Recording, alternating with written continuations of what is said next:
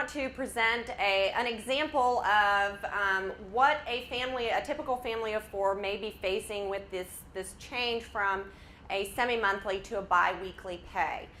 So we have to introduce some general assumptions. Our first assumption is that this is a family of four. It is a one-person earner who makes $30,000 a year. They participate in PEIA, PPB Plan B insurance. This just allows us to have a cost associated with our insurance payment. And this particular scenario, this person is contributing 3% to a pre-tax retirement account. So what this budget shows you is it shows you the cash inflows and outflows in the various categories, hypothetical categories, that a typical family of four may be facing. And I want you to think, as we move through some of these categories, how could I make these same changes in my life to ensure that the 7.7% decrease in my overall pay is not going to impact my day-to-day life? So first, I want you to look at the semi-monthly paycheck 1 and 2.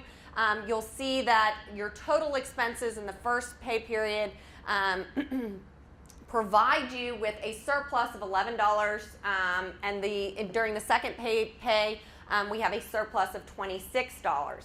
Again, when we move to this bi-weekly pay, our overall paychecks are going to be reduced by a maximum of 7.7%. And again, this is going to be dependent on your deductions, on the insurance premiums that you make, on the tax payments that you're going to have to make. But the maximum is going to be 7.7%. So under this particular example, taking into consideration our assumptions, the level of dependence that this family has, as well as the insurance premiums that they're making and their pre-tax retirement contributions, this is leaving them with a deficit of $72 in the first pay period and $57 in the second pay period.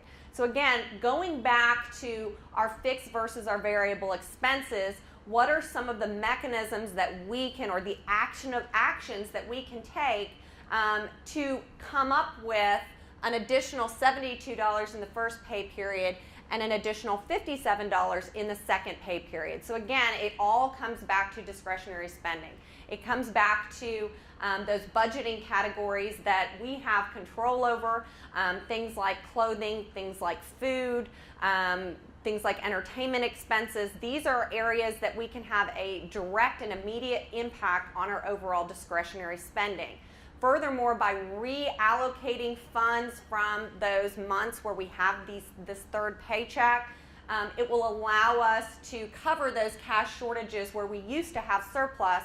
We now have to make sure that we manage our money a little bit better to ensure that we can cover those pays, that reduction in our take-home pay.